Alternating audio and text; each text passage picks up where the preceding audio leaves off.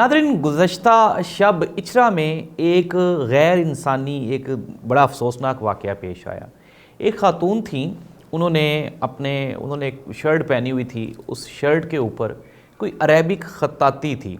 अच्छा, अब हम समझते कम है चीज़ों को और एक्शन हमारे ज़्यादा ख़तरनाक होते हैं। वो ख़ातून अपने हस्बैंड के साथ शॉपिंग करने आई थी। वहाँ पे किसी मौलवी साहब ने उनको वो कपड़े पहने हुए देख लिया। उन कपड़ों के ऊपर उन मौलवी साहब ने बड़ा वहाँ पे वावेला खड़ा किया और देखते ही देखते वहाँ पे अवाम का जम्मे गफ़ीर जमा हो गया और फिर वही वाले नारे लगने शुरू हो गए और उस औरत को मरने मारने पे गोली मारने का हुक्म दिया जाने लगा और कहा जाने लगा कि तुम बैठो ना, खड़ी हो जाओ, तौहीन कर रही हो मज़हब की, कुरानी आयात की तौहीन कर रही हो, वग़ैरह वग़ैरह। और फिर उसके बाद वो जो हजूम था वो बढ़ता ही गया। ऐसी सूरत हाल में पंजाब पुलिस, ज़ाहिर सी बात है तो काम का डिपार्टमेंट नहीं रहा क्योंकि हमने उसको पोलिटिसाइज इतना कर दिया, लेकिन अभी भी अच्छे लोग हैं। तो शहर बानो नकवी साहिबा, वो ASP हैं पंजाब पुलिस की। मीनवाइल वो वहाँ पे पहुँचने के बाद उन्होंने उस खातून को वहाँ से रेस्क्यू किया और रेस्क्यू करने के बाद फिर वो उसको मुतल्लका थाने में लेके गई, SP ऑफिस लेके गई। फिर वहाँ पे जाके वो सारे मामले को बड़ी खुश असलूबी के साथ उन्होंने टैकल कर लिया। कुछ चीज़ें उसमें गलत भी हुई, कुछ सही भी हुई। इसके रीज़न्स क्या हैं और ये स्टोरी थी क्या? अब कुछ लोग कहते हैं जी कि वो जो खातून थी वो मज़हब की तौहीन कर रही थी और वो जो मौलवी साहब थे वो ठीक कर रहे थे, उनका रवैया दुरुस्त था। तो हम इस पर छोटी सी, चूँकि मैं अमूमन कोशिश करता हूँ कि ये जो मजहबी मामलात हैं इनको डिस्कस ना किया जाए, ये क्योंकि बड़ी नाजुक नौइयत के होते हैं और ज़ाहिर सी बात है हमारी इमोशनल अटैचमेंट्स होती हैं। तो मैं ये कोशिश करता हूँ, मैं कोई वो आलिम दीन भी नहीं हूँ, तो इसलिए मोस्टली अवॉइड करता हूँ। हमने वो जो चीफ़ जस्टिस साहब का मामला था हमने उसको भी डिस्कस नहीं किया था, सिर्फ इसलिए क्योंकि ज़्यादा अगर आपको इन्फॉर्मेशन ना हो इन चीज़ों की तो आप इनको डिस्कस ना करें। लेकिन चूँकि ये एक हमारा मुआशरती एक मसला है, क्योंकि इस तरह से पहले भी हमने देखा था, सियालकोट में भी एक इंसिडेंट हुआ था जिसमें हमने वो एक ईसाई था श्रीलंकन, उसके साथ भी बड़ा जुल्म हुआ था। इसी बुनियाद पे और भी बेपनाह ऐसे इंसिडेंट्स हुए हैं, तो मैंने ये समझा कि हम इसको डिस्कस कर लें। नाज़रीन, सबसे पहली बात तो ये कि इस्लाम जो है ये एक बड़ा वसी और अरीज़ और बड़ा खूबसूरत मज़हब है। इसमें फ़ॉर एग्ज़ाम्पल अगर आपकी टोपी आपने पहनी हुई है, उसके ऊपर कुछ चीज़ लिखी हुई है, वैसे तो ज़री सी बात है अरबी एक ज़ुबान है, अरबी में सिर्फ कुरान मजीद नहीं है, कुरान मजीद भी अरबी में है, लेकिन कुरान मजीद के अलावा भी अरबी में बेपनाह चीज़ें हैं। तो ज़ाहिर सी बात है जिस तरह हम इंग्लिश के वो ख़त्ताती हो जाती है, पेंटिंग्स होती हैं, उर्दू में होती हैं, फ़ारसी की होती है, वैसे ही अरबी में भी होती हैं।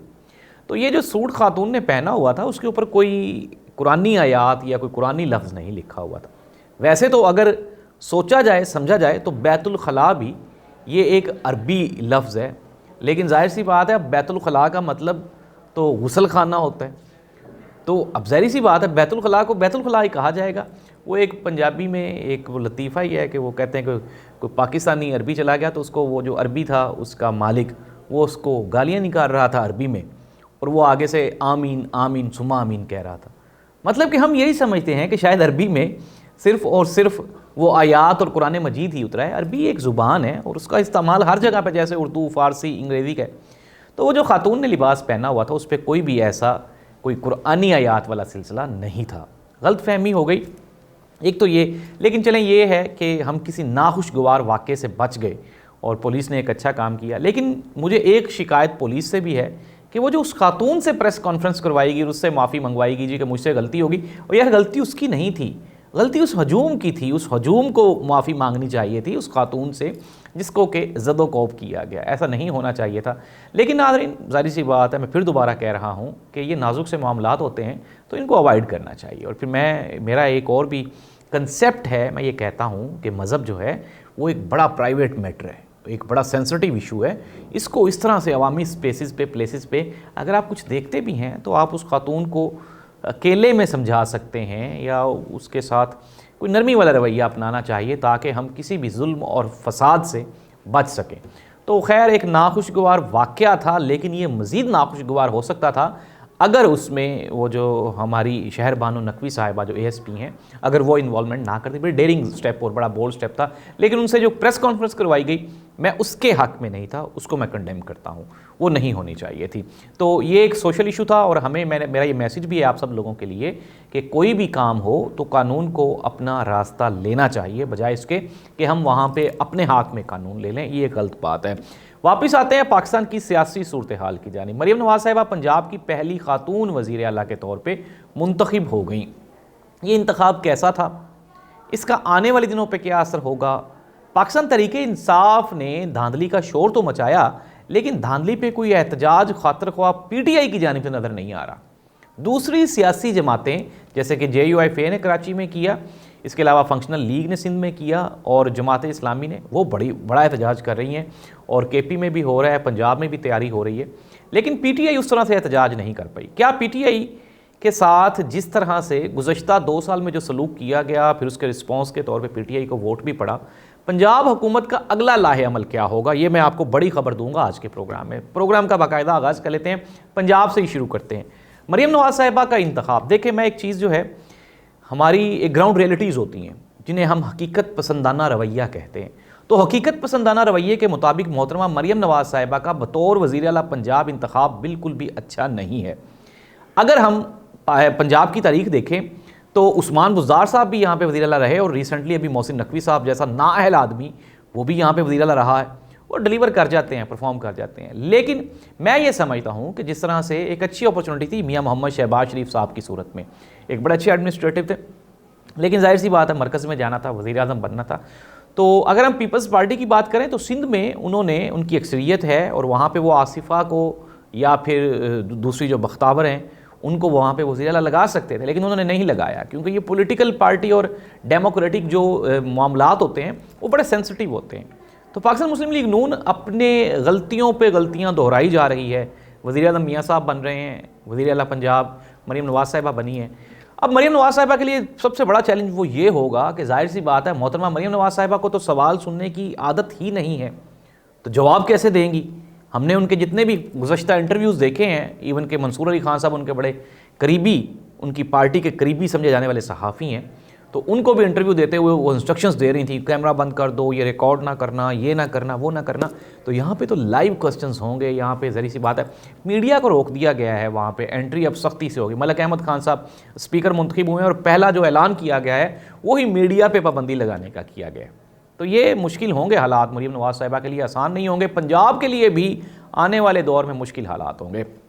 पाकिस्तान तरीके इंसाफ के इंट्रा पार्टी इलेक्शंस की तैयारी की जा रही है। बैरिस्टर गौहर अली खान एक मरतबा फिर इमरान खान की तरफ से चेयरमैन के उम्मीदवार होंगे, उमर अयूब सब सेक्रेटरी जनरल हैं। दूसरी जानिब पाकिस्तान तरीके इंसाफ को अभी तक वो जो उनकी मखसूस नशिस्तें थीं वो नहीं मिली।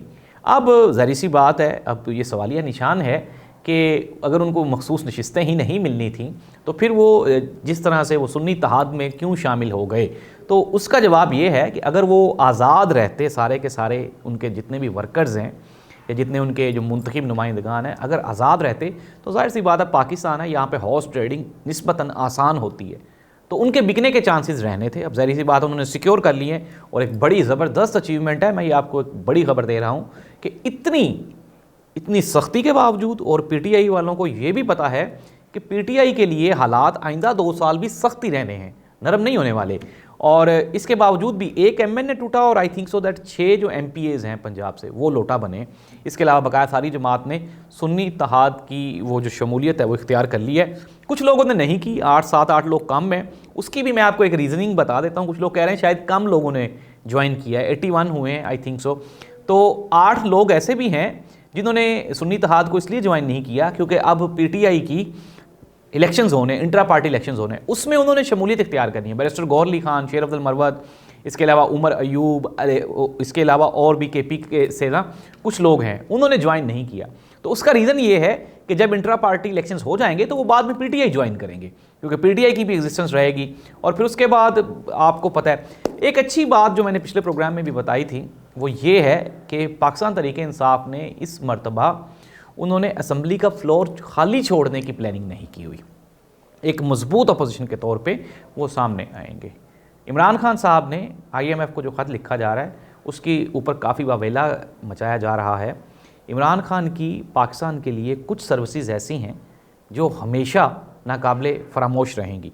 उनमें से इमरान खान की जो सबसे बड़ी जो काविश है वो है IMF को रिजेक्ट करना।